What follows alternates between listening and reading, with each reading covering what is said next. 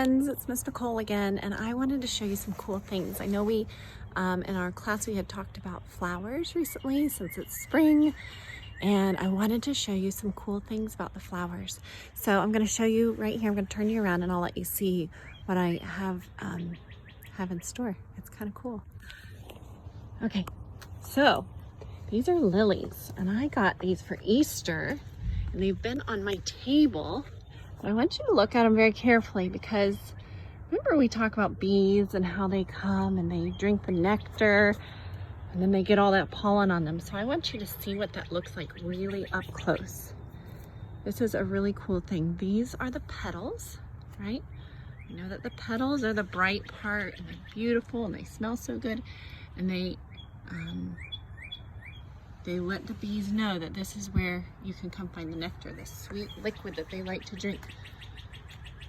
Let me find a good one for you. If you look very carefully, you can see, let's see if we can see it in there. Do you see the drops of nectar? This flower has been on my table, so do you think there have been very many bees in there drinking the nectar? They haven't. Or hummingbirds? No. Do you see all those drops of nectar down in there? They are just waiting to be drunk, right? And so all of these flowers are just so full of nectar that it's causing beads to form. Beads of nectar just forming at the bottom of the petals, hoping that someone will come drink their nectar. And then what happens is our bee friends or butterflies or hummingbirds will come, and you see this part of our flower right here.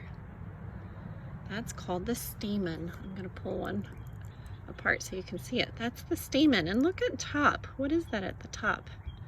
Do you see all that pollen? Look what happens if I brush the pollen. If I was a bee and I came in here and I flew down because I smelled the nectar, and then I flew back up, guess what? It would get stuck to my finger. Can you see it? Let's see. Do you see the pollen on there?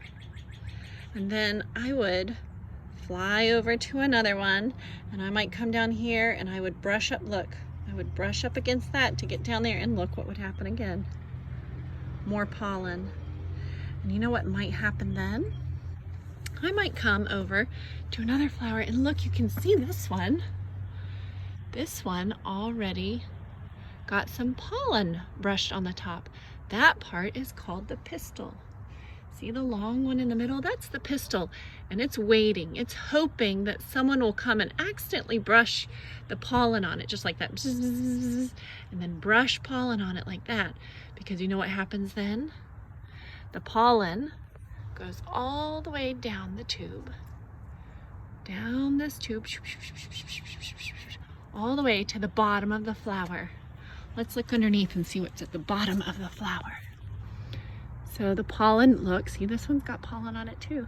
Can you see that? The pollen gets on there and it goes all the way down those cracks, down the bottom of the tube, down under here, way down under here. And guess what will happen? It will make tiny little seeds. That's the flower's job. It's all it's made to do is to make seeds, and that's the way it does it. It gets bees to come transfer the pollen from the stamen to the pistil, and it will transfer it to another flower and another, and when the pollen goes all the way down to the bottom, it'll make seeds. So now I'm going to show you, this is the cool part, you guys. And look, this is one that hasn't opened up yet. It still has the sepals on the outside that protects the flower on the inside until it's ready. But I want to show you what happens after the flower withers. When the flower has done its job and it doesn't need to attract any more bees, look what happens. Do you see that little guy right there? That's a seed pod. Look, all these flowers in this bucket, and they don't last forever. Eventually they start to wither and fade. See? But look what happened underneath. See this one? The petals started to wither and fade, and look what is left underneath. It's a seed pod. God made that on purpose. See, this flower, he doesn't need his petals anymore because it's already made seeds inside there. So let's open up one of these seed pods so you can see what it looks like on the inside, underneath the flower, after the flower is done. So I'm gonna set you up right here. Let's look and see what we find. Now, we're gonna take our seed pod and I'm just gonna peel back these leaves.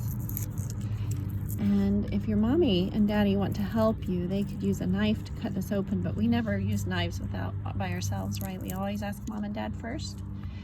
So I'm gonna peel back those leaves. We don't need that part. And we're gonna look. See that round thing? Let's open it up and see what's inside. Look at this, guys. This is so cool.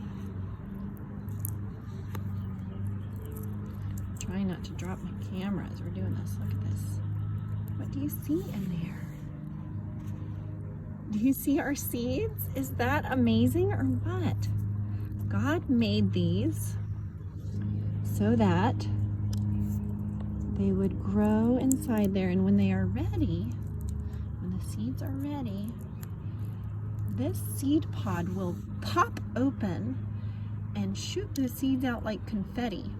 We saw that happen in our class this year. Someone brought a seed pod in for us and we set it on the table to look at it at show and tell. And we came back later, it had already shot its seeds all over the carpet in class. Isn't that funny? Look at all those little tiny seeds in there. And when they shoot out in the grass or in the dirt or across the garden, it will grow new flowers away from the flowers that have already been made. Is that amazing or what? That is why God made flowers. They're beautiful for us to look at, and we love to have them. They're so pretty. They smell so good.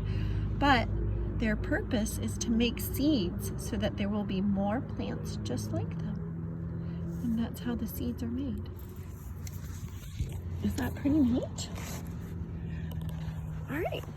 Thanks for sharing with me. I hope you enjoyed that, and maybe you can go find some flowers and pollen and see if you can find some seed pods as well. Let me know. Bye.